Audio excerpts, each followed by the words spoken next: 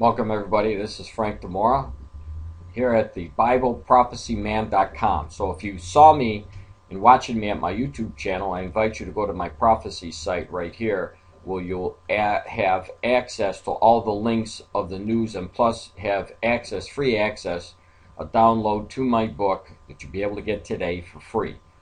And what I'd like to do, just so that you know, once you go to my website, you'll have these links there. You'll be able to click the links and download the entire article that I'm talking about today.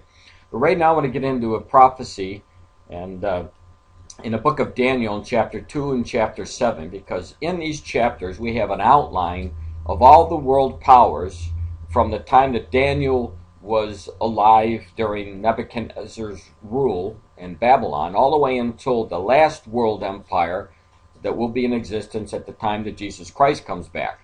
We know that the revived Roman Empire will come in the last days. It will be the same nations that used to be in the old Roman Empire. They'll live again. They'll stand up. There'll be a union. And at this time, the Antichrist will come. And we know that it is definitely not the United States of America. The United States of America never existed during when Daniel wrote the word that he got from God, and he never mentioned one sentence about the United States. And it's ridiculous to think that the United States was a world dominating power back in history. It just never existed, and how people can come up with this conclusion is beyond me. It's not even in the scriptures anywhere. However, the western leg of the old Roman Empire is the same exact nations in the European Union. And you're going to see some news about that today, what's happening in the European Union. But there's also the eastern leg of the old Roman Empire, of which is the Islamic nations. And when you go into my book in chapter 2, you'll be able to read about those nations that are revived from the eastern part of the old Roman Empire. Now, what does this tell us? Well, this tells us the United States, who at the current time is a superpower, but losing their superpower very, very rapidly, is that something major is going to happen and to bring them down, because they're not going to be an influence in the last days as a world power. The United States was never a world power, even in its hiatus. And so to say that the United States is the revived Roman Empire is ridiculous, because it would have had to have been at one point a world power and then to come back again. But we know that is definitely not the case. And I'm going to show you the America's decline and some of the things that I've been warning about that are now coming up again. One of which is the foreclosures that are on the rise again. Let me go right to the article so that you can see it for yourself. In my book, I've warned you to watch that the rise of foreclosures would come back. In many of my posts, I also warned you about this taking place. And it's now coming back to haunt America, and just indicators of the decline of the United States and their economy. It says, after a year-long reprieve from rising foreclosures, the numbers are going up again. 1 in every 624 U.S. households received a foreclosure filing in January, up 3% from the previous month, according to a new report from the Realtor Track. The foreclosure activity froze in many states in 2011 due to the processing delays after fraud or so-called robo-signing were uncovered in the fall of 2010. The thaw is now on. Now, when you read further down, and again, you'll have to go to my website to get the click the link to it, but you'll see that the foreclosures have really taken a toll in many of the states: Florida, Illinois, Indiana, Pennsylvania, California, Massachusetts. So it's getting bad. Now, this is an indicator, as I said, that the economy of the United States is faltering. When you have people by the hundreds of thousands foreclosing on their homes, this is definitely not good for the American economy. Now, I know just recently you might have heard news coming out of Washington that they've created 300,000 jobs, and they're very hopeful now. But the fact of the matter is, in order to get a robust economy moving again, because as you're going to see, there's over 12 million Americans that are out of jobs, the United States would have to employ at least 350,000 people every month. And so you think that it's good news that all of a sudden 250,000 people are employed around the United States when you have over 12 million still unemployed, and a lot of those people have been unemployed for over a year and a half. The economy is tanking, and the United States government is really not fessing up to what's happening. Obviously, they can't, because it would, if the people knew, they would panic. So let's go back now, and you're talking about, here's the number. I pulled it up today in my research. Unemployed persons declined to 12.8 million people in January. That's a lot of Americans out of work. Now, are things going to get any better? Let's take a look at the debt clock, because the American dollar is definitely on its way, and that's why I put the burning dollar on there. This is Obama administration statistics here, okay? And why I say that is because he is the president of the United States, and under his 3.5-year presidency, he's just about buried the United States. Take a look. Just a couple of days ago, he came out with a new budget book, and in that, he's raised the debt ceiling again. And now we're at over $15 trillion in U.S. national debt. It's unheard of, and the United States is never going to be able to pay that back. The crash is coming, and I'm praying that you people out there will look at these national debt figures and understand where the United States is headed. Now, getting back, I want to go into another article that you'll see, the euro. It says a $5 euro is burning there. Morgan may downgrade the UBS and Morgan Stanley. You'll see that this has to do with the European Union, national and international banks, showing us that there's definitely a crisis, and the crisis, we know, will generate a global crash that will give center stage to the Antichrist, who will come up, and obviously he's going to look like he'll have the answers to bring the entire world out of the crisis. But this news says Moody warned on Thursday that it may cut the credit ratings of 17 global and 114 European financial institutions, in another sign the impact of the Eurozone government debt crisis is spreading throughout the global financial system. Now, please, if you haven't read my book yet, read chapter 1, because we're heading towards a crash. The burning dollars.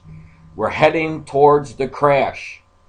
Now, I know that nobody wants to really believe this, but there is no possible way that the government of the United States can continue to stand under a debt crisis of moving towards $16 trillion. Banks are in trouble. Global banks are in trouble. And this is one of the reasons why we see Moody is now warned that they're going to downgrade their credit. And it is not good news. So let's go back now. I put up a video here. You'll see the national banking cartel run. This is a video that is pretty interesting, talking about the crash that is coming. I'm not going to give you any more information. I'll just let you go to my website, click this link. Alex Jones is talking about what's going to happen and so forth. So please just click that link and you'll understand. It's linking into this global crisis that's coming.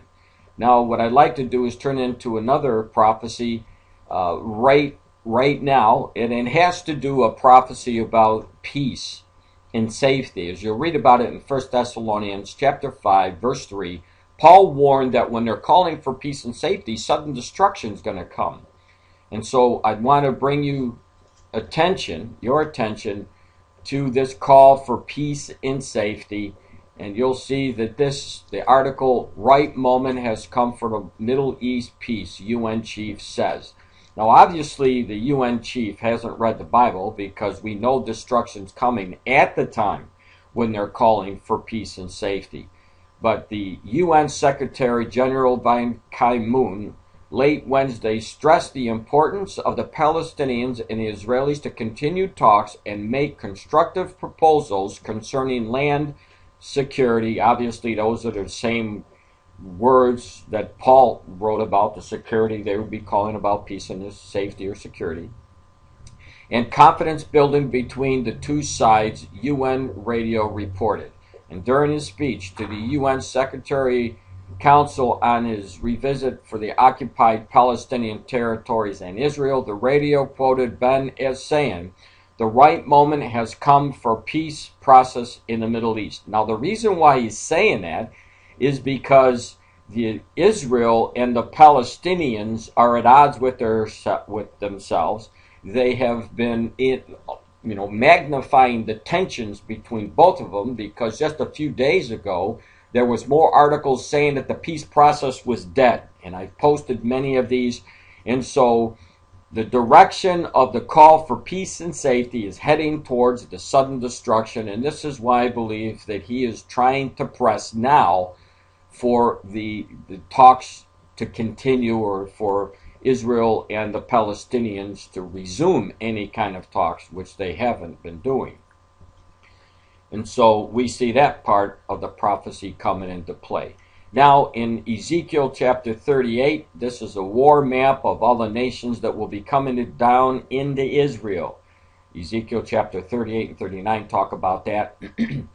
Now, one of the nations involved in this war, obviously the war hasn't happened yet, because Psalm 83 war hasn't happened, and that will happen first. But this is going to be the second war that will happen after the Psalm 83 war, of which here in this chapter here, 38, Turkey is involved in that war. So anytime that we see news about Turkey and Iran, I want to bring it to your attention, because it is important news.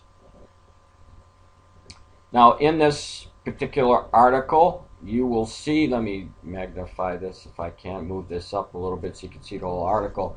It says, Turkey sticks with Iran oil after Saudis talks. It says, Turkey has no plans to cut its imports of Iranian oil. Now, if you go back and look at the map, which I'll show you again, Turkey and Iran are allies with Russia during that Ezekiel attack on Israel. And so it comes no surprise to me that Turkey is not backing down, and they have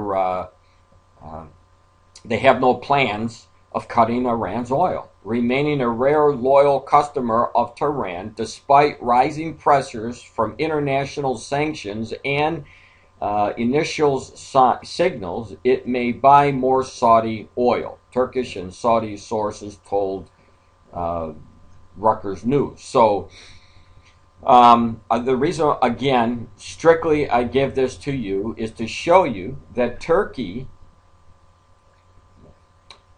is in alliance with the very nations that God showed us that would be. So again, Turkey is following the footsteps leading up to this Ezekiel chapter 38 war.